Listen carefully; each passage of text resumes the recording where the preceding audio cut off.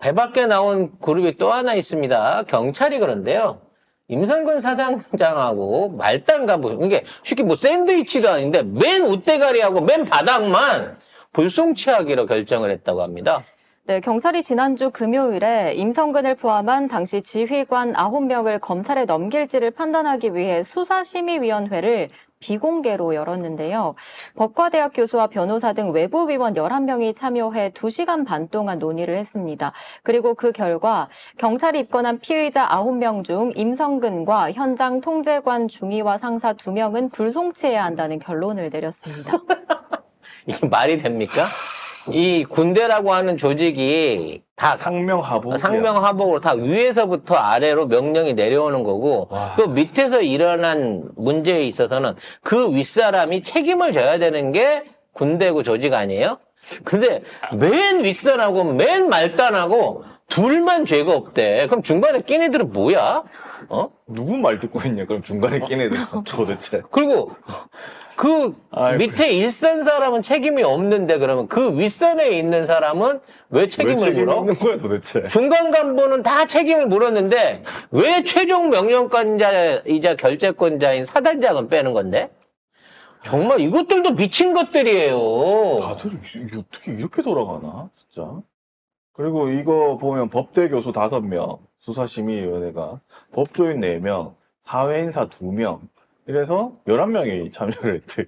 이 그래서 명단도 좀 밝혀봤으면 좋겠어. 경찰은 위원 명단, 구체적인 심의 내용 및 표결 결과 등을 비공개하기로 결정했습니다. 아니, 뭔 놈의 내용을 발표를 하는데 경찰이 사건 관련한 브리핑을 하겠다고 발표를 한다고 하면서 기자들한테 발표를 하면서 녹음 안 되고 촬영 안 되고 기록 안 된대. 아니 씨, 그럴 거면 왜 발표를 해?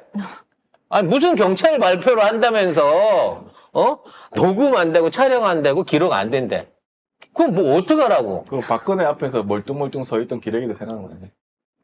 한마디도 못하고. 그래서 아이고. 이번에 경찰에 기소된 대대장 측이 경북청장을 갖다가 공수처에 고발을 해버렸어요. 네, 변호인은 수사심의위가 적법한 신청 없이 개최됐고 이건 명백한 절차 위반이라고 주장하며 공수처에 고발했습니다. 그리고 경찰이 피의자들에게 심의위 개최를 통보하지 않아 신청 권한을 박탈했다고 비판했습니다. 이게 절차 위반이고 뭐 신청 권한까지 없는데 지금 이렇게 했다 해서 공수처에 고발을 했습니다. 아이고 참. 그러니까 뭐 절차고 나발이고 모르겠고 임성근을 구하겠다는 거야. 그냥 얘네들은 진짜 뭐 법도 없어. 막 나가가지고 그냥. 아니 조폭 2명이 밑에 행동대원을 시켜가지고 사람을 찔렀는데 찔른 놈하고 명령 내린 두목만 빼고 밑에 있는 중간 간부들만 싹 잡혀가는 거야. 정말 대단한 나라다 싶은 생각이 듭니다. 국방부가 최상병 사건 관련해가지고 4차례를 압박했다. 뭐 조사본부에 4차례를 압박을 했다고 초과 증언이 나왔습니다. 네, 국방부가 조사본부에 최상병 순직 사건을 검토하기 전 4번에 걸쳐 재검토를 맡으라고 압박했던 사실이 확인됐습니다.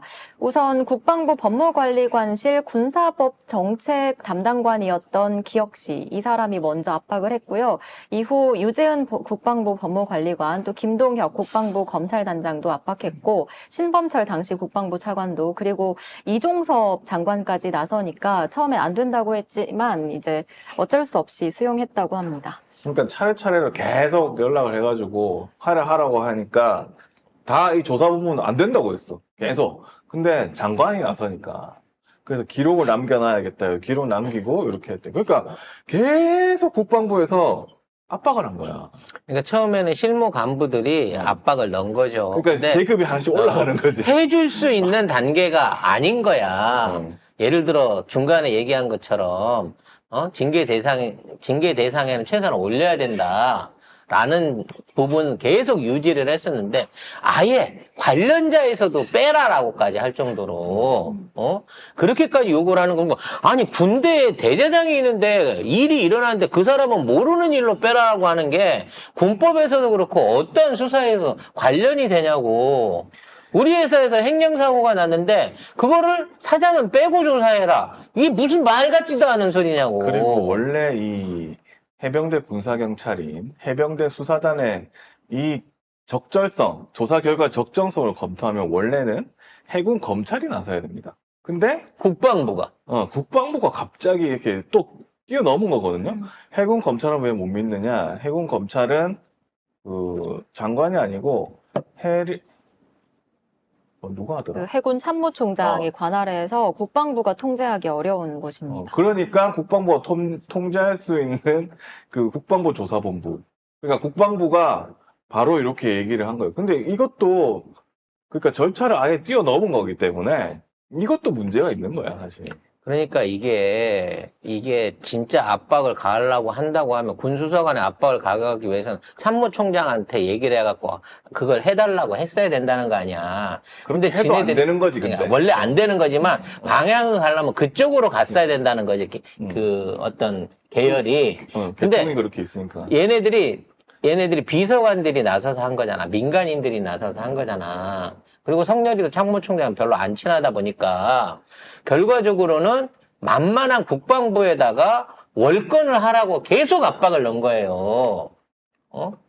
그러니까 이중섭 입장에서도 만일 이걸 처리하기 위해서 제대로 하려고 그랬으면 참모총장을 압박해갖고 당신이 수사단에다 연락을 하시오 해야 되는데 그거는 저도 쪽팔린 거야. 그러다 보니까 안 되는 담당 지휘관이 사실상 자기 법무비서나 다름없는 법무비서나 다름없는 유재은 그 법무관리관한테 당신이 이거 맡아서 책임지라고 한 거지. 아니면 참모총장이 얘기했는데 빠꾸 맞은 거 아닐까? 그랬으면 참모총장 증언도 있었겠죠. 근데 이제 뭐 그냥 자기 말 안 하는 거죠. 그러면 나중에 참모총장도 불러봐야죠. 혹시 당신도 이거 처리하는데 같이 지금 이제 군에서는 국방부는 이제 일괄 참모부터 뭐 비서까지 국방장관이야 밑으로 쫙 깔린 거고 비서실도 지금 쫙 깔린 거잖아요. 지금 이제 안 건들고 있는 데가 육군본부예요. 참모총장 이하 해군 참모총장. 참모총장 이하 그다음에 해군 참모총장 내려와 합참의장부터 시작해야 되니까 누르려고 하면 그쪽 라인까지 가면 너무 복잡하다 싶어가지고 빠른 길을 택한 건지 아니면 그쪽에 갔다 안 풀리니까 정서비를 더 조진 건지 그에 대한 거는 앞으로 특검을 통해서 밝혀져야겠습니다만 만일에 참모총장부에서 그 참모본부에서 그런 압력을 받은 적이 있다라고 추가로 나오게 된다 그러면 이건 뭐 우리 군은 당나라군인 거죠 한마디로.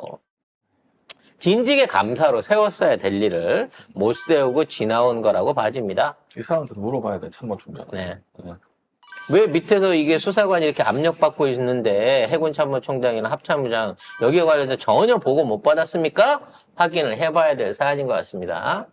이채원 특별법이 여야 합의를 통해서 통과가 됐습니다. 거의 유일한 합의 법안이라고 볼 수 있는 건데 특조위가 아직도 구성이 안 되고 있다고 합니다. 법정 시간 한 달 가까이 넘기고 있다는 거죠. 왜 그런지 내용을 보겠습니다. 국회가 이태원 참사 특조위 위원 9명 명단을 정부로 보냈는데요. 국짐이 추천을 미루다가 드디어 명단을 제출했습니다. 그런데 그중 상임위원으로 이상철 전 국가인권위원을 추천했는데요. 이 사람은 국정농단 당시 박근혜를 변호했었고 세월호 참사 특조위원으로 활동했던 사람입니다.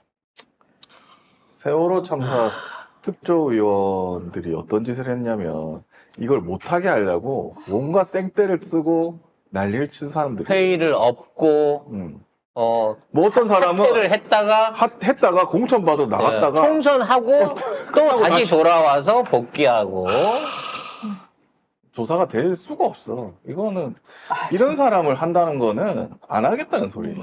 갑자기 머릿속에 욕쟁이 할머니의 리얼한 욕이 떠오르네요. 막 빙의가 돼? 욕쟁이 할머니가? 네.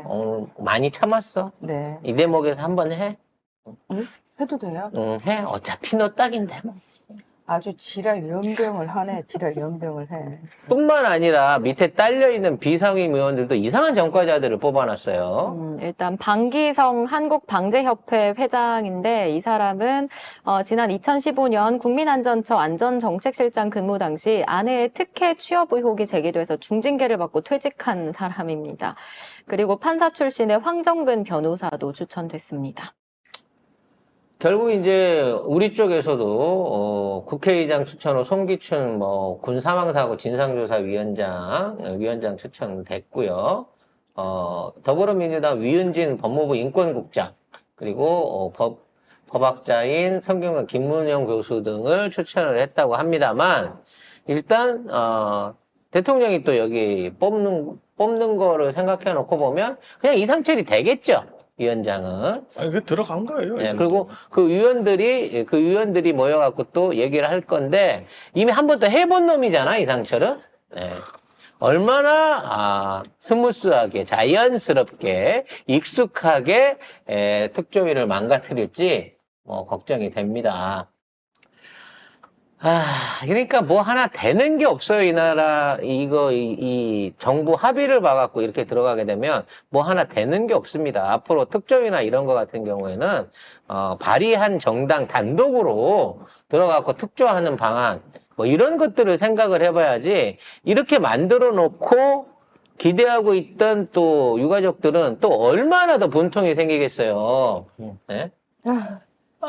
지금 우리나라에서 일어나는 모든 사고들에 대한 뒤처리가 그렇습니다. 지금, 시청 앞에서 있었던 그 끔찍한 교통사고 있지 않습니까? 관련돼서 이제 사망하신 분들이 9분이 계시잖아요. 현장에서 사망하신 분들 9분이 계신데, 이분들 관련해가지고, 그러니까 일종의 이제 수습비라고 해야 되겠죠? 이분들한테 80만 원씩 시신 수습비를 청구를 했다고 합니다. 네. 청구. 돈을 내라고 돈 내세요. 네, 청구서를 보냈다는 거예요. 그러니까 왜 청구서를 보냈어요? 라고 얘기를 했더니 소방서는 긴급 상황에, 소방대는 긴급 상황에 생명이 위급한 분만 모시 사망한 분을 모시지 않는다는 거예요. 그래서 현장에서 처리가 안 돼갖고 개인 그 장의사 차량을 불러가지고 시체를 운구를 했다는 거죠. 그 운구 비용 80만 원을 유족들한테 청구를 했다는 거. 이 나라가 이래요. 이 진짜로 대한민국에서 이거 아니, 그건 맞아요. 그러니까 법적으로 소방서에서 우리가 왜 119 구조대라고 얘기하잖아요. 살아있는 사람에 대한 구조만 담당하는 곳이 맞습니다. 그거는 원칙이고요. 원칙이에요. 그리고 이제 사람이 죽게 되면은 죽은 사람에 대해서는 경찰에 연락을 해야 돼요. 경찰에. 그리고 지금 이거는 사고잖아요. 그러면 경찰에 연락해서 경찰이 담당을 해야 돼. 그러니까 공권력이 담당을 해야 되는 부분이에요. 그런데 원래 근데 이렇게 시신 청구를 했나요? 그런 거 들어본 적이 없어요. 저도 지금 처음 들어봐가지고. 이태원 사고 때도 그 많은 시신들이 각 병원에 나눠져 가지고 막 뭐 10구, 29씩 나눠져 갖고 갔지만 거기에 대한 비용을 유족한테 청구했다는 말이 들은 적이 없습니다. 근데 이거는 민간이 일으킨 사고니까 공공 영역에서 일으킨 사고가 아니라 민간이 일으킨 사고니까 아마도 이렇게 처리한 게 아닌가 싶어요. 그렇다고 규정에 없는 운구를 하거나 누군가 나서갖고 무료로 이거를 하고 난 다음에 청구를 안 할 수는 없잖아. 일한 사람이 따로 있다고 치면. 그만큼 현장에 수습하는 사람들은 유족들에 대한 기본적인 예의가 없다는 거예요. 이 공무원이나 현재 이 일을 처리하고 있는 사람들은. 그리고 아직도 구체적인 사고 원인이라든지, 아니, 블랙박스 까는 게 그렇게 힘들어요? 아니, 관련된 내용 조사해갖고 중간 발표가 하는 게 이렇게 힘듭니까? 이렇게 발표가 점점 더 늘어지면 의심이 더 가는 거야, 점점 더. 김건희가 왔다 가서 그러나? 뭐지?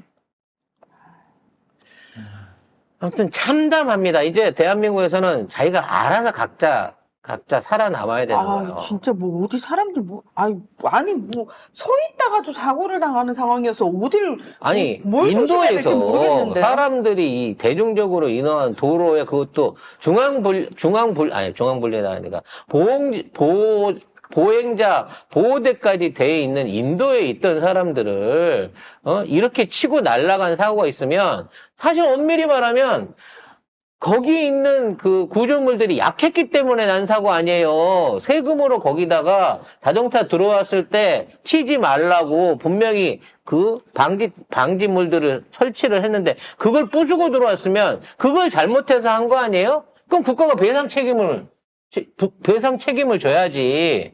거기서 일어난 사고면. 근데 그런 내용에 대해서는 얘기도 없고 이렇게 이런 사고를 일으킨 상황에서 유족들한테 운급이 내세요라고 하는 게 과연 그분들 입장에서는 어떻게 받아들일지 참 끔찍하다라는 생각이 듭니다.